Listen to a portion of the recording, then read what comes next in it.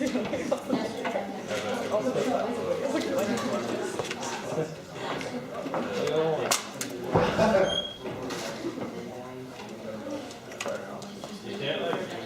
understand what was Right. Hi everyone. First announcement. It's getting cold and it doesn't seem like it has anything to do with our course, but this week in workshops there will be an outdoors component, so bring your coats or whatever you need to get outside. We will be measuring stuff outside. And so last week we talked about trigonometric functions which are useful when you are modeling some oscillating indicator. We've seen their graphs, we've seen base waves. So last time we talked about functions which basically oscillate between two values. For example, sine was oscillating between 1 and minus. This week we'll talk about entirely different class of functions. They are also useful when modeling some processes, but this time it won't be oscillating processes, it will be processes which either grow and grow very fast or decline very fast. So let me explain more precisely. So this week we'll talk about functions which appear every time you model processes with the following properties.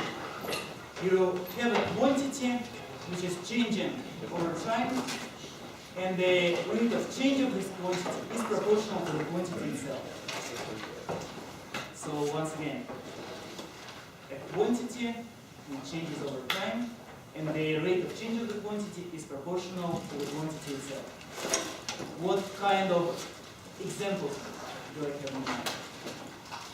Well, one example, growth of population. Let's say we measure the population on the whole Earth, or maybe in one particular country, and the model tells that, let's say that resources are unlimited, we have unlimited amount of area, unlimited amount of food, and then the birth rate, the number of births, number of new people which appear every year, is naturally proportional to the amount of people who live during this year. So if we have a population of 1 million, we have 1,000 births per year. If we have twice as large population, 2 millions, we will have twice as many births. So that's the simplest model. And what's interesting about it is, in the beginning you might have some population, say 1 million, and it grows at the rate of, let's say, 1,000 births per year. You wait and wait and wait until the population grows and grows. It reaches size of 2 millions. Once it is larger, it grows faster. If you already have 2 millions, the birth rate will be 2,000 births per year. And it will keep growing faster and faster and faster as we go. And as far as resources are limited, that's how it will continue. And such kinds of processes are ubiquitous. So other examples, radioactive decay. If you have some radioactive material, then the number of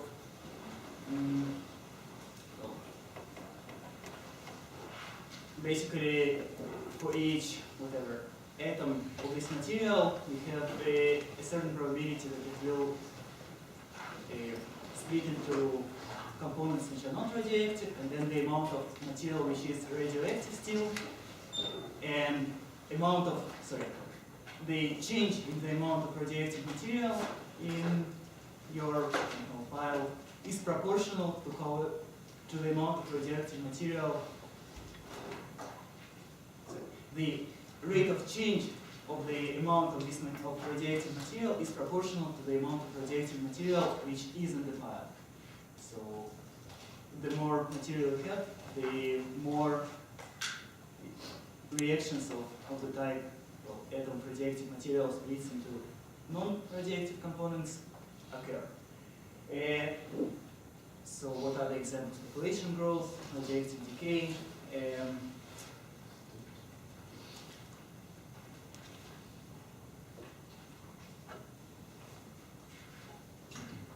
maybe you have any ideas. I remember I did have another idea. Make it big.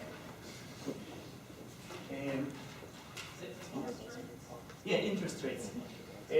So if you have certain amount of money on an account and it earns, let's say, 1% per annum, if you have 10,000, then 1% is going to be $100 per year. If you have 100,000, 1% will be $1,000 per year, and the more money you already have on the account, the faster this amount will be growing.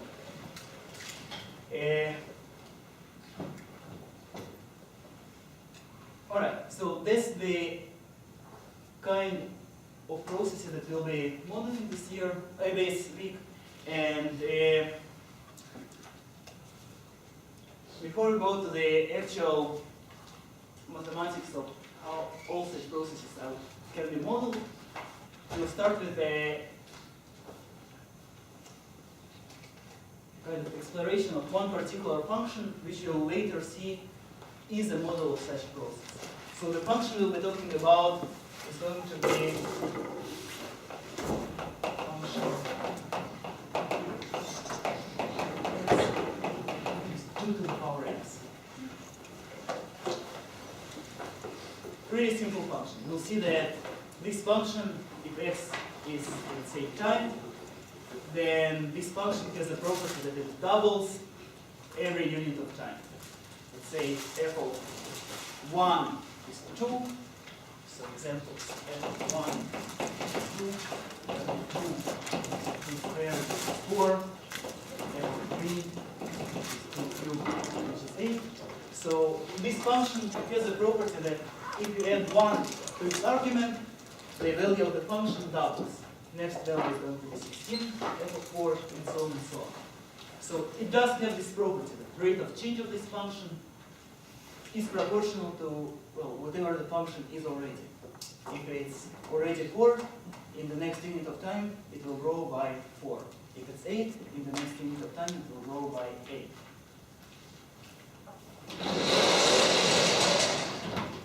Well, I call this thing a function.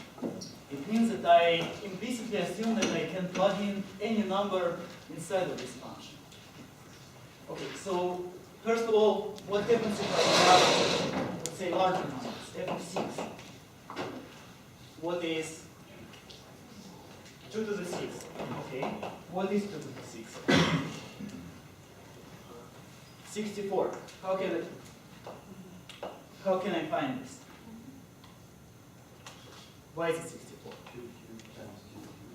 Okay, yes. So we already computed some values of this function, and they are helpful for finding other values of this function. Let's say 2 to the power 6. Well, there is the boring way of taking 2 and multiplying it by itself 6 times.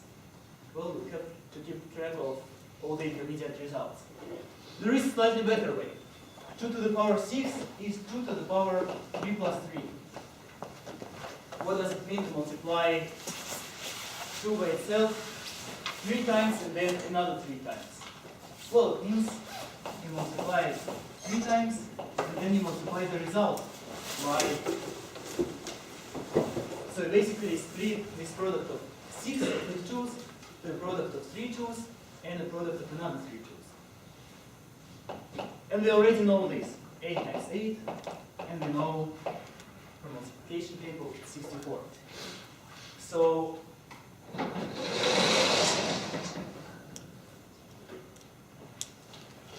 that was a trick. Let me on this board collect the tricks that we will be using.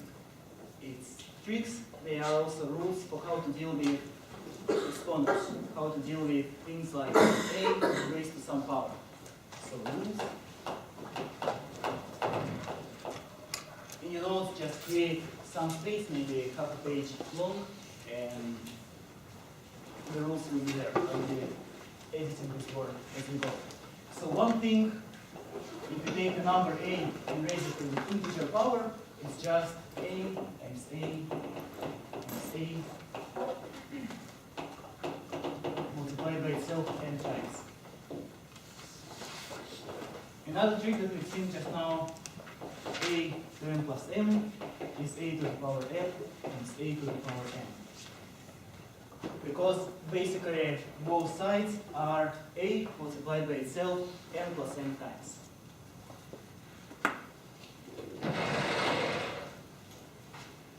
Okay, so let's go back to our function f of x, and let's compute f of 1.5. Now that's something less obvious. 2 to the power 1.5. What is 2 to the power 1.5? What kind of meaning can we assign to this thing? Now we cannot use the most main definition that a to the power n is a multiplied by itself n times. Doesn't make sense. You can't multiply 2 by itself 1.5 times. Yeah? Can we do like 2 power of 1 times 2 power of 1/2? Okay, so let's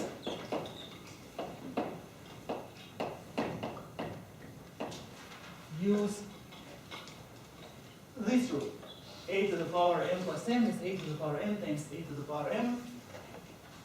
If I want to define this function and I want the definition to make sense as much as possible, maybe let's actually agree that this rule will apply to any kinds of numbers n and m, not just integers. Okay, so this thing is 2 times 2 to the power 0.5. Still, I have a problem. What is 2 to the power 0.5? Okay, why is it square root of 2? Because it's 2 to the power of 1/2, which is the square root. Okay. Why is 2 to the power 1/2 square root of 2? Why does it make sense? Because the square root of 2 times the square root of 2, like 2 to the power of 1/2 plus 2 to the power of 1/2. Okay, yeah. Here's an idea for how to find 2 to the power 0.5. If you take this number and multiply it by itself, well, if I want this rule of a to the power n plus m being a times a to the n times a to the m to hold for any exponents, any m and m, then we should agree that this thing is just 2 to the power 1, which is 2. Which means that 2 to the power 0.5 squared is 2. So 2 to the power 0.5 is going to be square root of 2. So back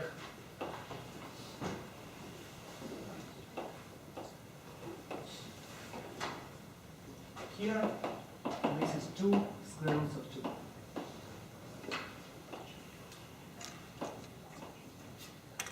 Okay, good. What about, let's say, f of 1.3? How can I find this?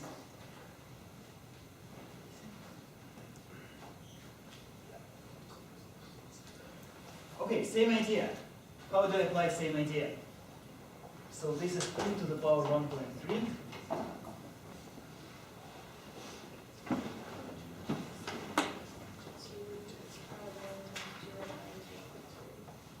Okay, that is good, but let me skip directly to my studies thing. So we could do this, but then we'll still have the problem of finding 2 to the power 0.3. And I claim that the reasoning that we'll use for finding this 2 to the power 0.3 will be exactly the same as the reasoning if we apply directly to this one. So how can we find 2 to the power 1.3?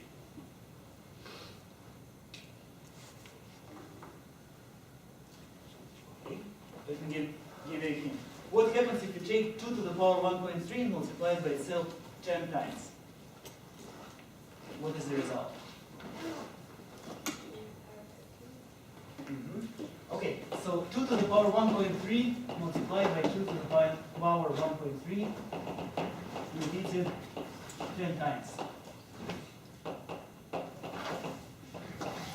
Alternatively, I can say that it's 2 to the power 1.3 raised to the power 10. That's exactly what raising to the power 10 means. Multiplying something by itself 10 times. On the other hand, if I want this rule to hold, I should agree that this thing is 2 raised to the power 1.3 plus 1.3 plus 1.3 10 times, which means 10 times 1.3, which is 2 to the power 13. Well, so what does it say about this number? 2 to the power 1.3. It's the number which, once you raise it to the power 10, is equal to 2 to the power 13. So it is the 10th root of 2 to the power 13. So now we have a way making sense even of this number, 2 to the power 1.3. If you want, well, you can find out what 2 to the power 13 is.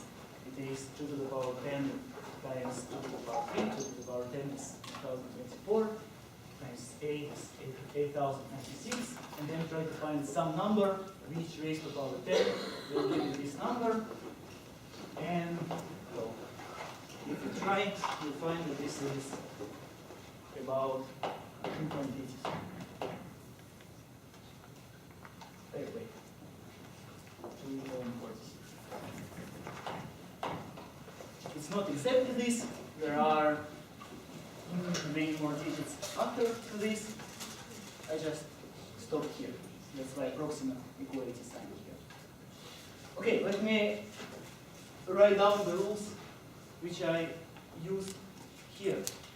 One rule: if I take a raised to some power and then raise it to a different power, like we did here, 2 to the power 1.3 raised to the power 10. It's the same as multiplying a to the power n by itself m times. And if I want this rule to hold, I'll have to agree that this is the same as a raised to the power n times n. That's one. Consequence of this rule was this rule. If I want to make sense of what does it mean to take a and raise it to the power n over n, like we did here, 2 to the power 13 over 10. It's the number which, once you raise it to the power n, will give you a to the power n. So it is the n root of a to the power n.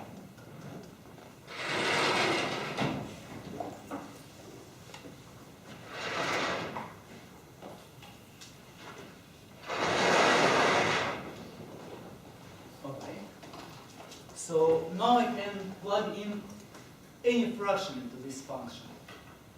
Any number which I can represent as n divided by n, for some numbers n and n, integer numbers n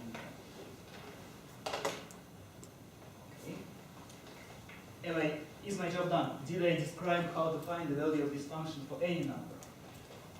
Can I write any number as a fraction?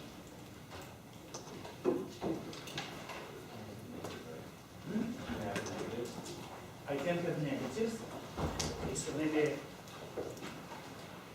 okay, let's discuss what is f of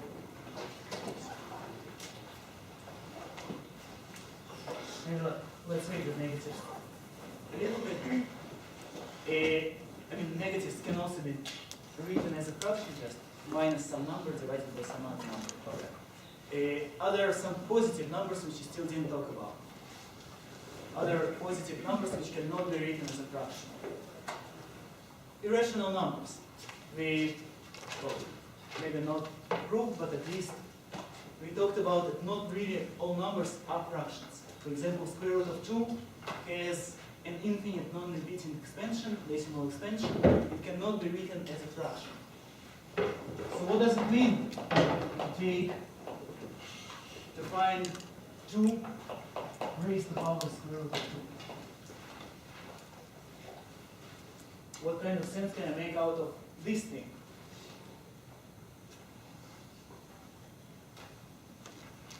Maybe any ideas? Yeah? Change it into the bottom one there. Maybe reverse it. Okay. You take root 2, turn it into 2 to the 1 over 2. Okay. do this? 2 to the power 1/2. But still, how do I proceed from here? I don't have a rule for 2 raised to the power m to the power n. So, not quite. So, here is this. Any other ideas? How can I make sense of this expression? Do you have to use logarithms? Okay, that would be a little bit of an overkill. I mean, we will define logarithms after we talk about how to make sense of 2 to the power x for any x. Okay. And then we'll see how from this to define logarithms. And introducing logarithms now will be kind of relying on the thing which itself relies on this material. So it will be a little bit circular. Other ideas?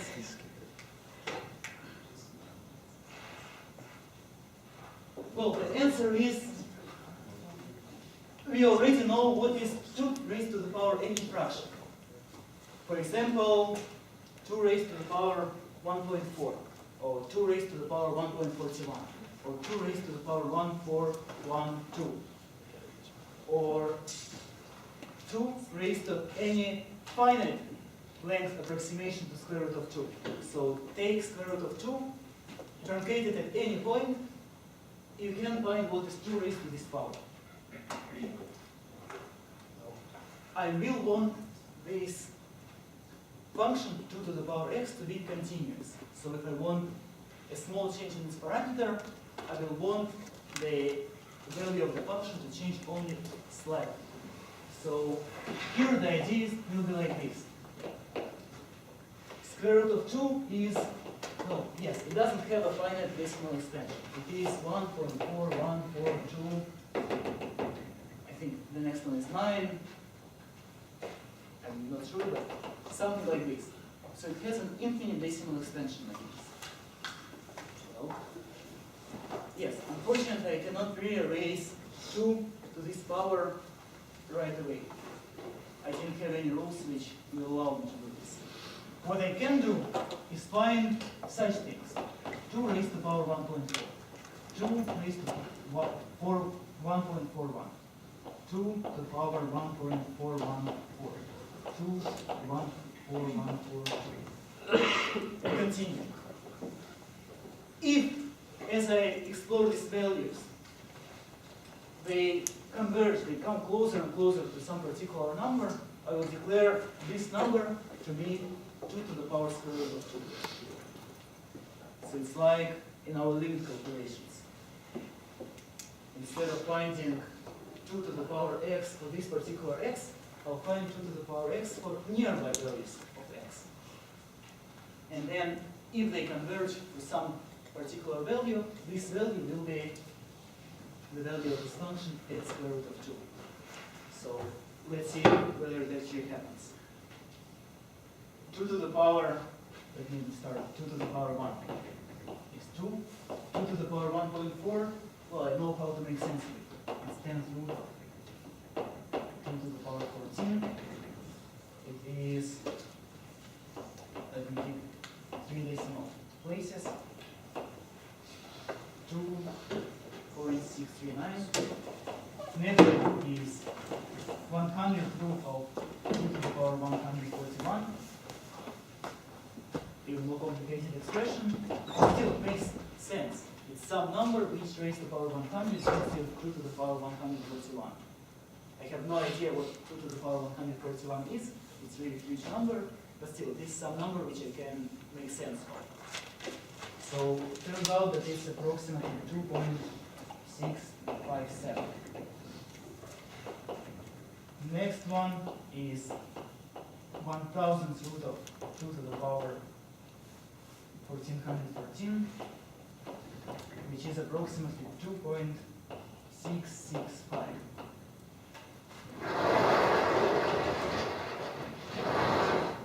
Next is 10,000th root of 2 to the power 14,142 is approximately 2.665.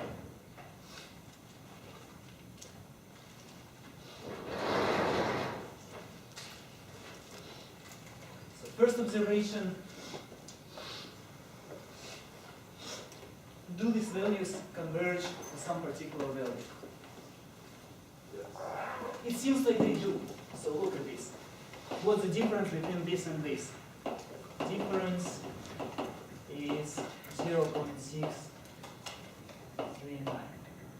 approximately, because here we have approximate equality. Next difference is, so this minus this is 0.018. Next difference is even smaller. So, sorry, this one was minus, yes, 0.008. Next one is undetectable in the first 3 digits. So I cannot say that it's exactly 0, but I do know that it's smaller than 0.001. So it's so small that it's not detectable in the first 3 decimal digits. So it does seem that the differences become smaller and smaller as we get closer and closer to the actual value of square root of 2. So if you want to agree what are the first 3 decimal places of 2 to the power square root of 2, well, here they are, 2.665. You want to know more? Well, keep more digits in each one of these calculations.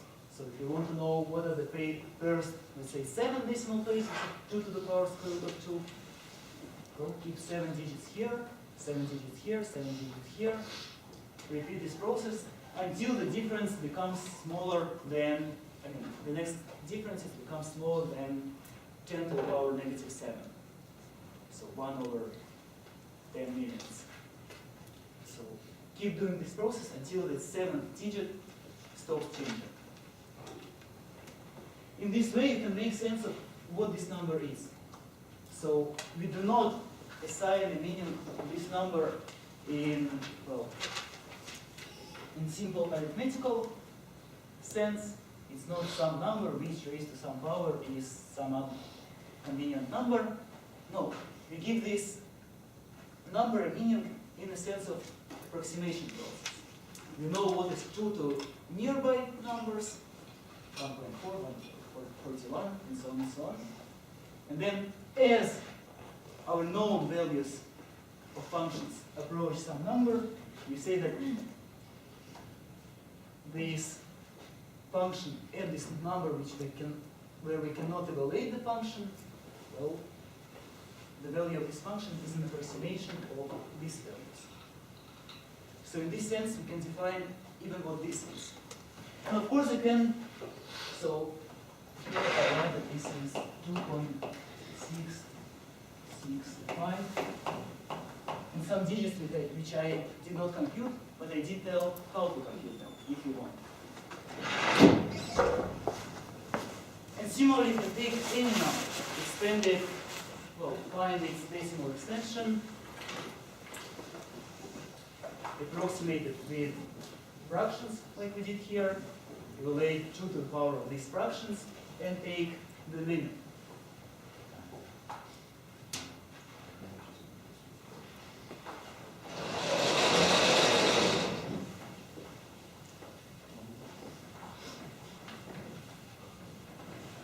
So let's finally talk about zero exponent and negative exponents.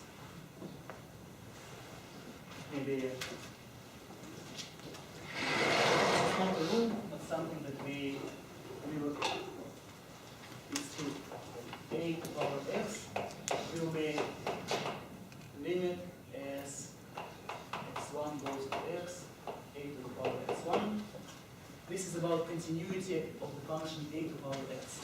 If you want to find what is a to some power, you can as well take nearby values and see what they converge to as this x1, number x1 approaches the number x. And if x1 happens to approach x along values for which you can compute 2 to the power x or a to the power x, then you will be able to find what is a to the power x. so back to other things. What is 2 raised to the power 0? 1. Why is it 1? Why does it make sense to define 2 to the power 0 to be 1?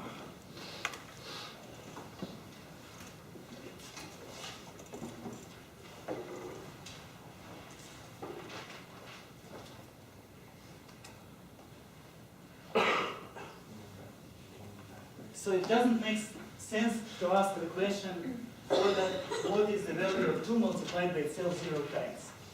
This question doesn't make much sense.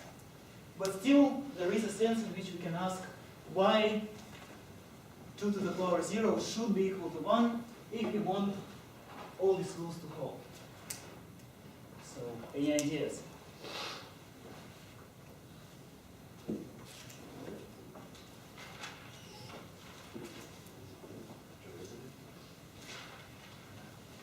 Ingenuity is much more complicated than this.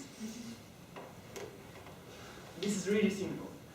So think about just arithmetics.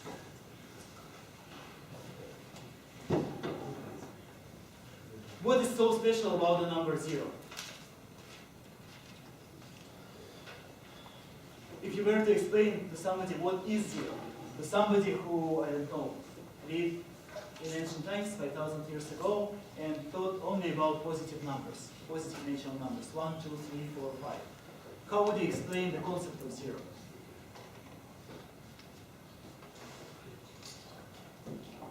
So one way to explain would be to say that it's kind of the number which stands for nothing, no quantity, but here we kind of cannot make use of this explanation, because we cannot multiply 2 by itself no times.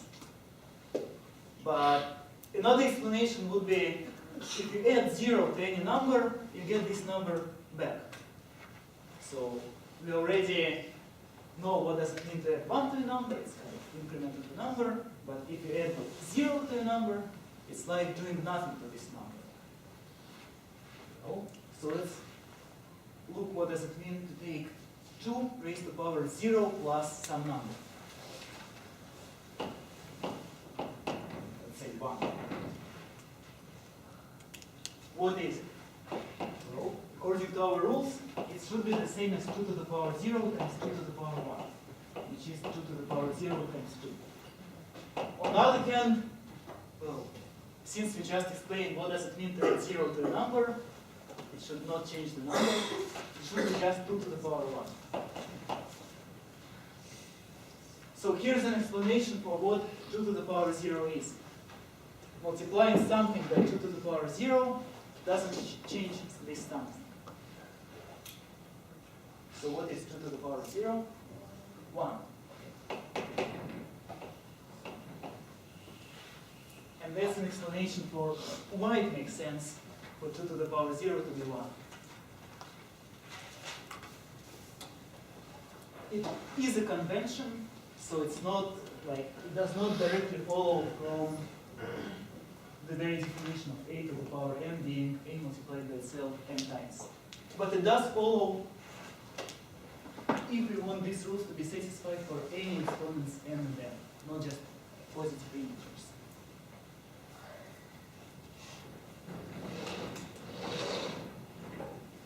And if you think about this, it makes sense that we have to make some conventions.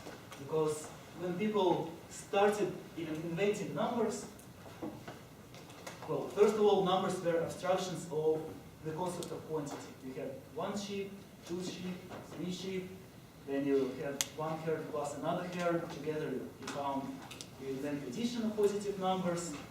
Then eventually you invent negative numbers when you start talking about having a debt to somebody. So I owe you 5 sheep, so I have minus 5 sheep. And then you have to invent rules for how to add negative numbers to positive numbers. I already have 10 sheep, but I owe you 5 sheep, so altogether I have 10 minus 5, which means 5 sheep. And so on and so on. And then you invent the concept of 0, then you invent the concept of fractions. And here we are basically tracing the same steps. First, we realized what is 2 to any integer power. Then, okay, so let's talk about negative powers. What is f of negative 3? How can we make sense of this thing?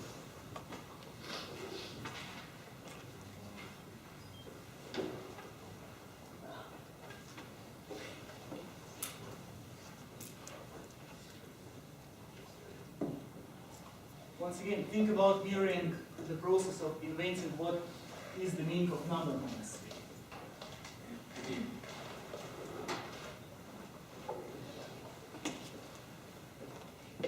So what is the meaning of number minus 3? Can anyone explain to me the concept of negative number in words?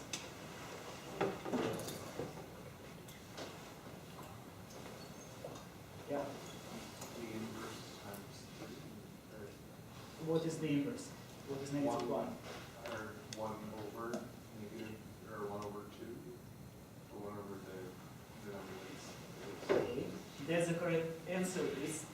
This thing is indeed 1 over 2 to the power 3. But why is it?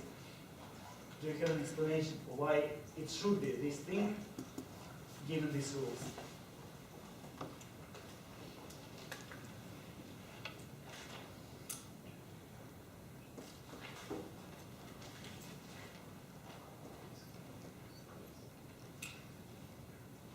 Okay, so let's start with a simple question. What is minus 3? Let's say I, once again, only know about positive numbers and 0. So I already know how to count things. I already know what does it mean to have 0 things. What is the concept of a negative number? How will you explain to me minus 3 things? What does it mean for me to have negative 3 sheep? I have a debt of 3 sheep. What does it mean? Well, if I get 3 sheep, I'll have no sheep, because I'll have to give them to something. So the meaning of number negative 3 is this. If I take negative 3, it stands for a debt of 3 things. And then I get 3 things, I'm left with no things. That's the meaning of number negative 3. Well, now once I have the meaning of number negative 3, once I can make sense of this concept, I can try to make sense of this thing. If I raise 2 to the power negative 3 plus 3, I should get 2 to the power 0. Well, I already know what 2 to the power 0 is. And I also have a rule of how to raise 2 to a sum of 2 numbers. It's 2 to the negative 3 times 2 to the power 3. So it is 2 to the negative 3. Or rather, let me stop here. Just say, from here I can find what 2 to the negative 3 is. It's 1 divided by 2 to the power 3. So this thing should be 1 over n. And this is an explanation.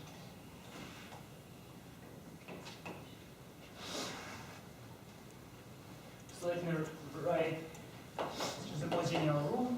A to power minus some number is the same as 1 divided by a to this number.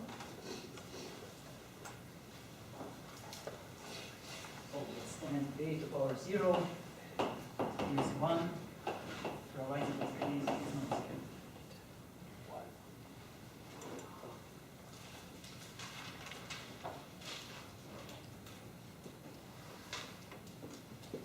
And maybe one final thing, a raised to difference of 2 numbers.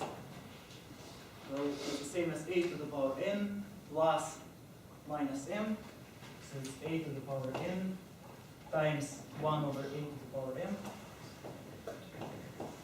So it is like this. So now we have quite a lot of rules. A to the power of sum, a to the power of difference, a to the power of product, a to the power of quotient, a to the power of 0. So these are the rules which will allow you to deal with any kind of exponents, to make sense of any expressions of the type a number raised to the power.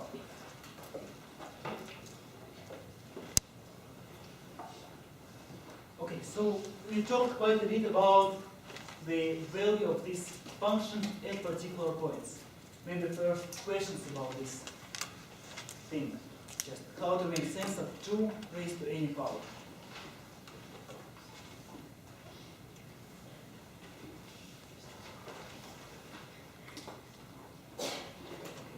Another thing I want to emphasize, here I use the notation n and m for the exponents.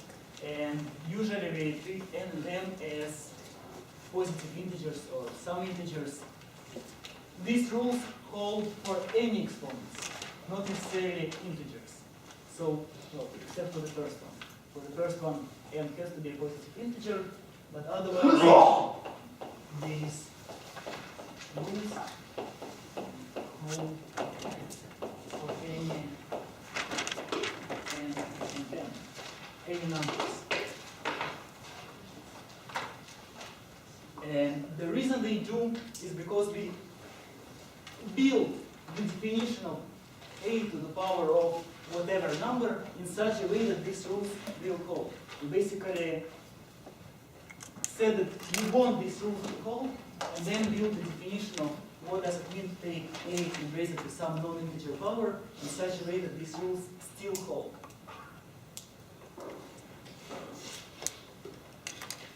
Okay, so let's now discuss the behavior of this function. It's a graph. How can we visualize this function?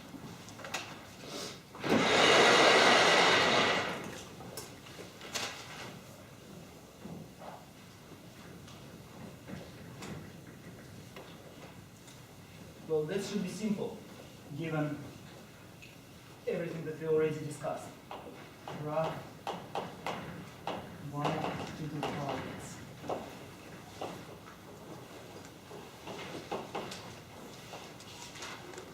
So first of all, so let's start with integer points. 2 to the power 0 is 1. 2 to the power 1 is 2. So 1, 2. 2 to the power 2 is 4. So somewhere here is 4. The next value, 2 to the power 3, is already a little bit higher than what I can draw here. It's 8, 2 to the power 3. So from here, the function grows very fast. It becomes twice as large with every step on the x-axis. Let's go to the left. 2 to the power negative 1. What is it?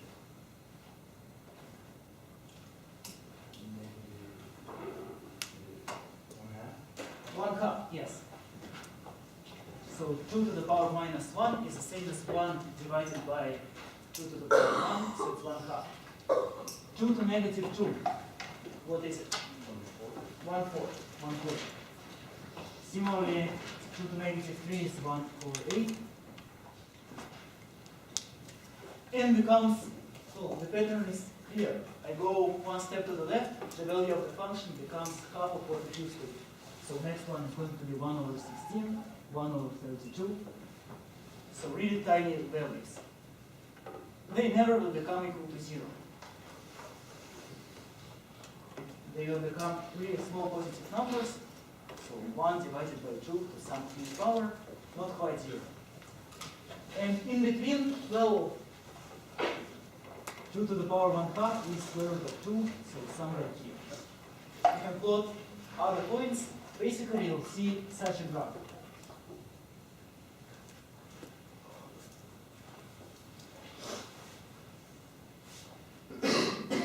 So here, the graph approaches the x-axis.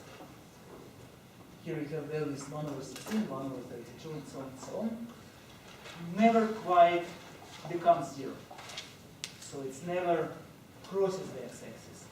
From here, it grows really, really fast. So it is 2, 4, at 3 it's 8, next going to be 16, and so on and so on. And it is continuous. You can draw the graph of this function without lifting the chalk off the board.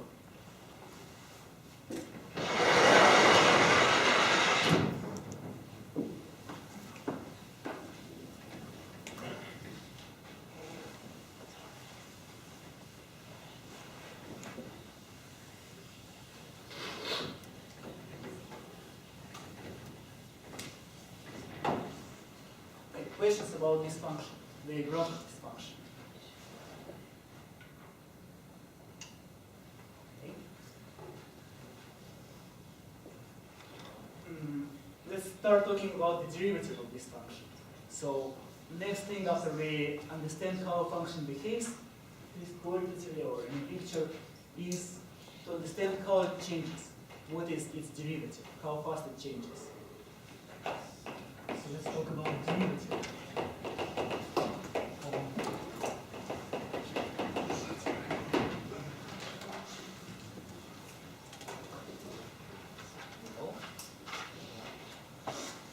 How do we find derivative?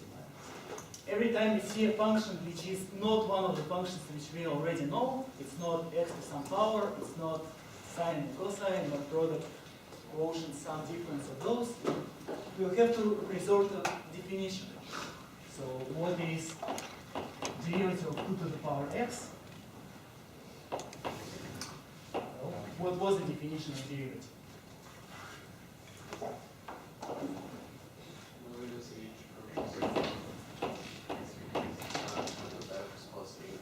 Okay, so in this case it's going to be 2 to the power x plus h. Minus 2 to the power of x all over h. Okay, so difference quotient f of x plus h minus f of x divided by h, and here f is 2 to the power of the argument. Okay, so here we have this limit. We want to compute it. Okay. We have some rules which will help us. 2 to the power of sum. I go to this rule and I use it. It's the same as 2 to the power x times 2 to the power h minus 2 to the power x divided by h. So here I used the second rule over there. Next, let me simplify this. Let me factor the numerator. What can I factor out?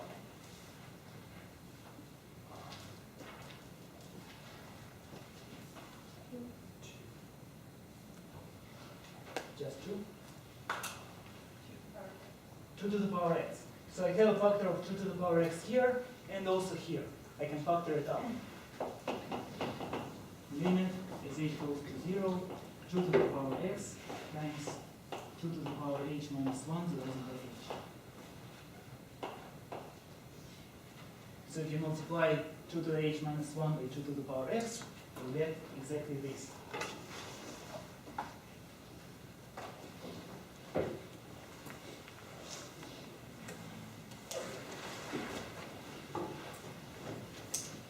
Next, in this limit process, I'm changing h. So h approaches 0, you should think about h as assuming values 0.1, 0.005, 0.00008, so some really small numbers. X, on the other hand, is fixed. It's not something which depends on h. It's something where I'm finding the value of the derivative. So 2 to the power x does not depend on x. It's just a number, does not depend on h itself at all. So it's not relevant for finding this limit. Instead of multiplying each one of these expressions which depends on h by 2 to the power x and then finding the limit, I can instead first find the limit as what these expressions approach, and then multiply it by 2 to the power x. Once again, the reason is 2 to the power x is a number not dependent on h. So if you want to find the derivative at the point x equal to 3, 2 to the power x is going to be just 2 to the power 3, which is 8. It will be just a number times a complicated expression.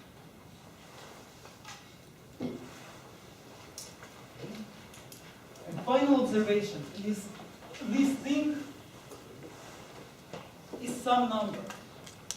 Okay, it is a limit, it is some quantity which is a little bit hard to compute, but it is some number. So it is some number,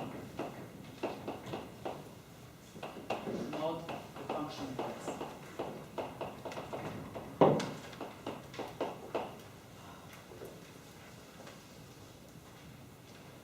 Let me call this number c.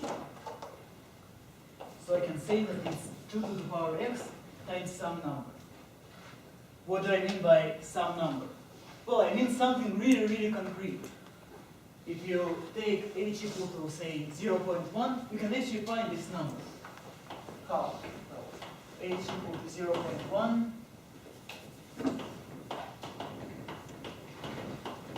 This expression is going to be something. It's going to be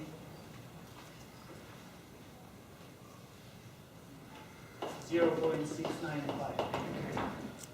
Take 0.01. This expression is going to be 0.693. Take 0.001, you get 693. So this limit can actually be evaluated. I can't tell you exactly what this number is. I can't give you all the decimal extension, but it is some number. It starts with 0.693. It goes on and on and on forever, actually. But still, it is some number. I'll call it c. So the result is derivative of 2 to the power x is once again 2 to the power x, but multiplied by some number. Okay, so we'll return to this point next time. We'll see what's